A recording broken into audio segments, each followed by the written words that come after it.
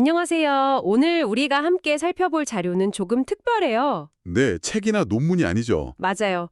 2025년 12월 7일 대림절 두 번째 주일을 위해서 작성된 덕산소망교회의 설교문 한 편이거든요. 제목이 후회하지 않을 준비입니다. 네, 이 설교문이 오늘날 한국 교회가 겪는 아주 현실적인 고민에서 출발해서요.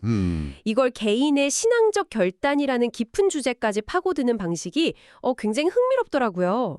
오늘 이 흐름을 한번 제대로 따라가 보죠. 네, 맞아요. 마태복음, 로마서, 이사야서 이렇게 세 성경 본문을 시실과 날실처럼 이야기를 풀어가는데요. 네네. 시작은 교회 합병이라는 어찌 보면 좀 행정적이고 경영적인 문제잖아요. 그렇죠. 되게 현실적인 문제죠. 근데 이걸 어떻게 회개와 준비라는 영적인 메시지로 연결하는지 그 과정이 이 설교문의 백미라고 할 수 있습니다. 그 연결고리들을 하나씩 짚어보는 게 오늘 우리의 미션이겠네요? 네, 그렇습니다. 맞아요. 설교가 보통 생각하는 그런 영적인 이야기 대신에 교회 합병이나 공육교회 이야기로 시작해서 저도 처음엔 좀 놀랐어요.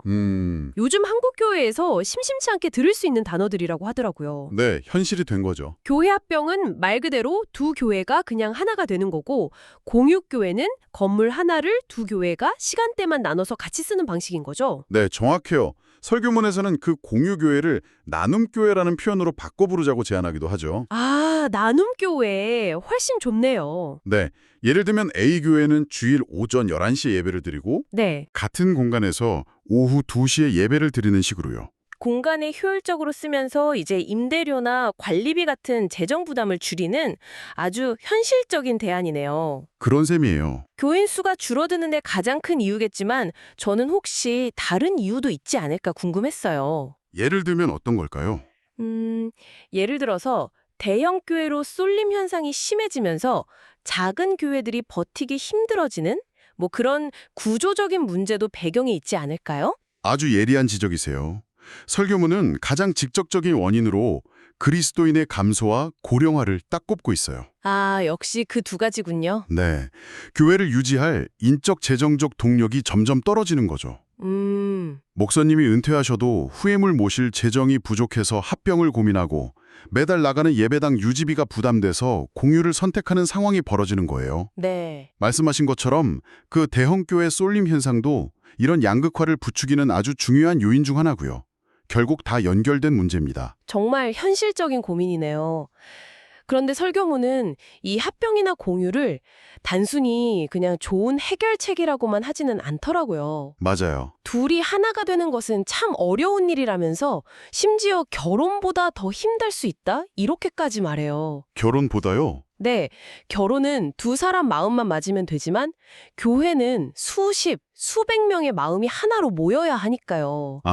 생각해보니 정말 그렇겠네요. 예배 스타일부터 재정 사용 방식까지 아예 다른 문화가 합쳐지는 거잖아요. 바로 그 지점이 이 설교의 첫 번째 전환점이에요. 이 어려움을 어떻게 극복할 것인가. 네. 그 해답으로 로마서 15장 5절 서로 뜻이 같게 하여 주사라는 구절을 제시하거든요. 서로 뜻이 같게 하라. 네, 여기서 말하는 같은 뜻이 단순히 우리 교회 방식을 따르자 이런 식의 주장이 아니라는 게 중요해요. 그게 아니군요. 그게 아니라 그리스도 예수를 본받아 서로 같은 마음을 품는 것. 즉, 각자의 생각과 욕심을 내려놓고 예수님이라면 어떻게 하셨을까를 먼저 생각하는 태도를 말하는 거죠. 그러니까 단순히 제도를 통합하고 재정을 합치는 그런 기술적인 문제를 넘어서서 그렇죠. 이걸 구성원들의 영적인 태도를 점검하고 성숙시키는 기회로 삼아야 한다. 이런 메시지네요. 현실의 문제를 신앙의 본질로 확 끌고 들어오는군요. 맞아요.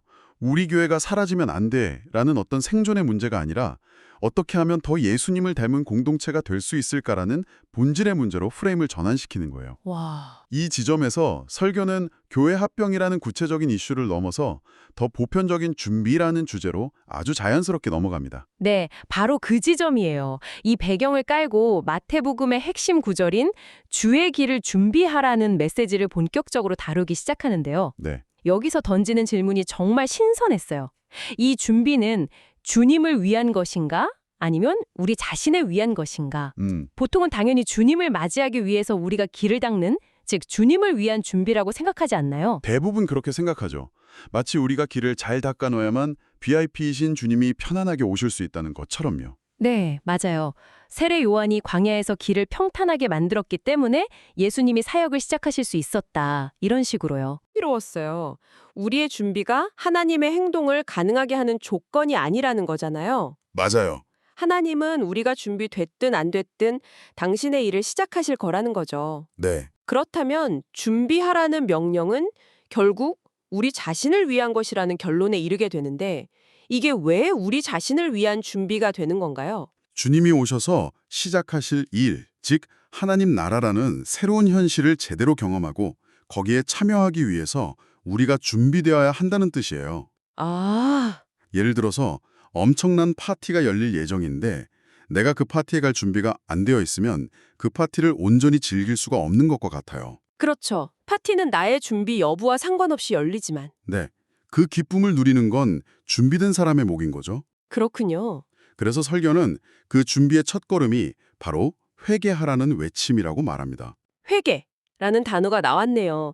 사실 이 단어만큼 오해를 많이 받는 단어도 드물잖아요. 맞아요.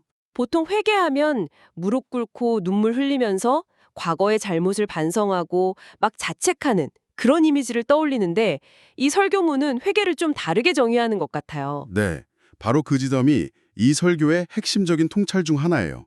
회개를 과거에 대한 후회나 절망에 머무는 행위로 보지 않아요. 그럼 뭐라고 보나요? 오히려 새로운 다짐이자 바른 길로 방향을 트는 결단이라고 재정의하죠. 아, 방향 전환이군요. 네, 헬라어 원어인 메타노이아가 생각을 바꾼다, 마음을 돌이킨다는 뜻인 것처럼요. 즉, 뒤를 돌아보면서 후회하는 소극적인 행위가 아니라 앞을 보면서 새로운 길로 나아가겠다고 선언하는 아주 적극적이고 미래지향적인 행동이라는 거예요. 와, 그 재정의가 정말 큰 차이를 만드네요. 과거의 죄에 얽매여서 주눅드는 게 아니라 그렇죠. 오케이, 거기까지. 이제부터는 이쪽으로 간다 하고 선언하는 거군요. 훨씬 더 능동적이고 희망적인데요? 맞아요. 설교에서는 그 결단이 세례라는 구체적인 행동으로 나타났다고 설명하고요. 네, 요단강에 들어가서 세례를 받는다는 건 과거에 나는 물에 장사 지내고 새로운 삶을 시작하겠다는 공개적인 선언이었던 거죠. 그렇군요. 그런데 이 준비에는 또 다른 중요한 요소가 있어요. 바로 천국이 가까이 왔다는 말씀해주는 긴급성이에요. 아, 맞아요. 그 부분도 인상 깊었어요. 천국이 가까이 왔다는 말이 그냥 곧 좋은 일이 있을 거야 정도의 희망적인 메시지가 아니라 네, 시간이 얼마 없어, 서둘러 라는 경고의 의미를 담고 있다는 거죠. 맞아요. 여유 부릴 때가 아니라는 거예요. 마치 마감일이 임박한 프로젝트처럼요. 하하, 비유가 확 와닿네요. 그 긴급성이 있기 때문에 지금 당장 회개하고 결단해야 한다는 논리로 이어지는 거죠. 나중에 해야지, 상황이 좀 나아지면 해야지, 미룰 수 있는 일이 아니라는 거군요. 바로 그겁니다. 알겠습니다. 그럼 정리를 해보면 준비는 우리 자신을 위한 것이고 그 준비의 핵심은 과거에 얽매이는 후회가 아니라 미래를 향한 결단으로서의 회개이며 네, 이 회개는 지금 당장 해야 하는 긴급한 일이다 라는 거네요. 맞습니다. 그럼 미래를 향한 결단을 했다면 거기서 멈추면 안 될 것 같은데요. 결심만 하고 행동이 따르지 않으면 아무 소용이 없으니까요. 설교에서도 이 점을 짚어주나요? 당연히 짚어주죠. 그게 바로 다음 단계인 회개에 합당한 열매를 맺으라는 세례 요한의 강력한 요구로 이어집니다. 회개에 합당한 열매? 네, 이 열매라는 단어가 자칫 추상적으로 들릴 수 있는데 이 설교문은 누가복음의 내용을 인용해서 아주 구체적이고 현실적인 사례들을 제시해요. 아, 어떤 사례들이었죠? 세례를 받으러 온 각계각층의 사람들에게 그들의 삶의 자리에서 실천할 수 있는 구체적인 열매를 요구했어요. 각자에게 다 다르게 요구했겠네요? 그렇죠. 예를 들어 평범한 무리에게는 옷 2벌 있는 자는 옷 없는 자에게 나눠줄 것이요. 즉, 나눔을 요구했고요. 네. 당시 로마의 앞잡이로 여겨지면서 부당이득을 취하기 쉬웠던 세리들 있잖아요. 아, 세리들. 그들에게는 부과된 것 외에는 거두지 말라며 정직을 요구했어요. 권력을 가진 군인들에게는 또 다른 요구를 했던 것 같아요. 맞아요. 군인들에게는 그 힘으로 사람들을 괴롭히거나 거짓으로 고발해서 돈을 뜯어내지 말고 받는 급료를 족한 줄로 알라고 말했어요. 이건 약자를 보호하고 자기 삶에 만족하는 태도를 의미하죠.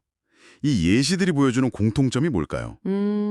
어떤 신비롭거나 대단한 종교적인 행위가 아니라는 점인 것 같아요. 그렇죠. 금식을 며칠 하라거나 기도를 몇 시간 하라는 식이 아니라 각자의 일상 속에서 자기 직업의 현장에서 구체적인 행동으로 보여주라는 거네요. 바로 그거예요. 제가 학생이면 학생의 자리에서, 직장인이면 직장인의 자리에서 맺어야 할 열매가 다 다르겠군요. 네. 회개에 합당한 열매는 내 삶과 동떨어진 특별한 무언가가 아니라 바로 내가 발딛고 서 있는 그 자리에서의 태도 변화와 행동의 변화라는 거죠. 그러네요. 혹시 청취자님께서는 이 열매라는 개념을 당신의 일상에 적용해 본다면 어떤 모습일지 상상해 보셨나요? 이게 이 설교가 우리에게 던지는 아주 중요한 질문이거든요. 그러게요. 제 일상에서는 어떤 열매가 있을까? 생각해보게 되네요. 그런데 설교는 여기서 그치지 않고 아주 따끔한 경고를 덧붙이잖아요. 네, 당시 종교 지도자들이었던 바리새인과 사두개인들을 향해서요. 맞습니다. 속으로 아브라함이 우리 조상이라고 생각하지 말라. 이 말이 무슨 뜻이죠? 그들은 우리는 아브라함의 자손, 즉 선택받은 민족이라는 혈통적, 종교적 신분에 안주하고 있었던 거예요. 아, 우리는 태생부터 구원이 보장되어 있으니 굳이 회개 같은 건 필요 없어.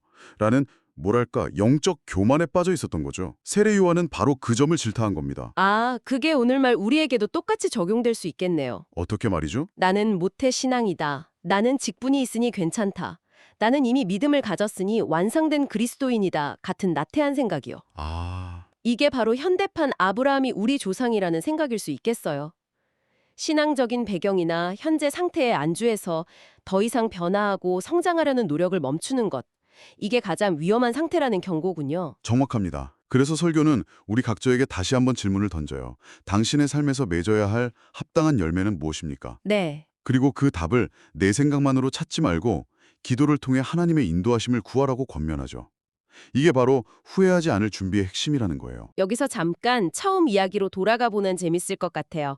교회 합병이라는 현실적인 문제요. 아, 네네. 이 회개에 합당한 열매라는 개념을 그 상황에 적용해 본다면 어떨까요?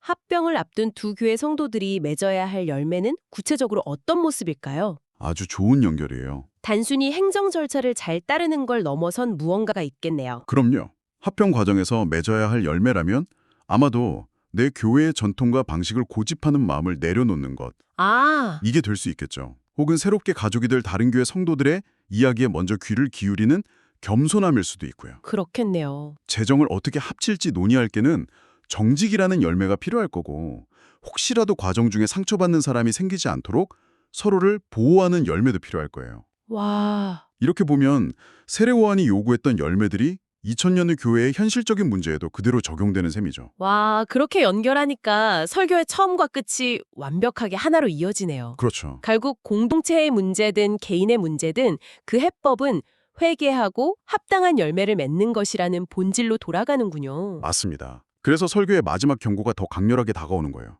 이미 도끼가 나무 뿌리에 놓였다. 네. 좋은 열매를 맺지 아니하는 나무마다 찍혀 불에 던져지리라. 굉장히 무서운 비주죠. 네, 정말 섬뜩할 정도예요. 아직 시간이 좀 있으니 지켜보겠다가 아니라 이미 도끼가 놓였다는 건 심판이 임박했다는 거잖아요. 맞아요. 더 이상 지체할 시간이 없다는 최후 통책처럼 들려요. 이 비유가 주는 메시지는 명확해요. 후회는 아무리 빨리 해도 이미 늦은 것이지만 회개는 지금 당장 할 수 있는 미래지향적인 행동이라는 점을 극명하게 보여주는 거죠. 아, 그때 그렇게 할 걸 하고 과거를 곱씹으며 후회하고 있을 시간이 없다는 거예요. 네. 도끼가 나무를 찢기 전에 지금 당장 좋은 열매를 맺기 위한 결단과 행동에 나서야 하는 강력한 촉구입니다. 오늘 덕산 소망교회의 설교문 한 편을 가지고 깊이 이야기를 나눠봤는데요. 교인 감소로 인한 합병과 공유라는 한국 교회의 현실적인 고민에서 시작해서 네, 대림절의 핵심 메시지인 준비의 의미를 파고들었고요. 그 준비가 결국 미래를 향한 결단으로서의 회개와 삶의 자리에서 맺는 구체적인 열매라는 것까지 살펴봤습니다. 그렇죠. 그리고 그 모든 과정에는 시간이 많지 않다는 긴박함이 계속 흐르고 있었네요. 네, 후회하지 않을 준비라는 제목이 모든 내용을 관통하고 있었죠. 맞아요. 과거에 대한 후회에 머물지 않고 미래를 후회 없이 맞이하기 위해 지금 무엇을 할 것인가? 이것이 설교가 우리 모두에게 던지는 최종적인 질문이라고 생각해요. 이 설교는 예수님의 다시 오심을 기다리는 시기인 대림절에 맞춰 작성되었어요. 설교문은 우리에게 나눔, 정직, 약자 보호와 같은 구체적인 열매들을 2000년 전 사람들의 예시로 들어주었습니다. 네, 그렇다면 오늘 이 방송을 듣고 있는 당신의 삶의 자리에서 회개에 합당한 열매는 어떤 모습일까요? 당신의 내일자 캘린더 혹은 오늘 밤 작성할 투두 리스트를 한번 떠올려 보세요. 그 안에서 후회를 남기지 않을 준비를 위해 오늘 당장 시작할 수 있는 아주 작지만 구체적인 결단은 무엇인지 생각해 보시는 건 어떨까요?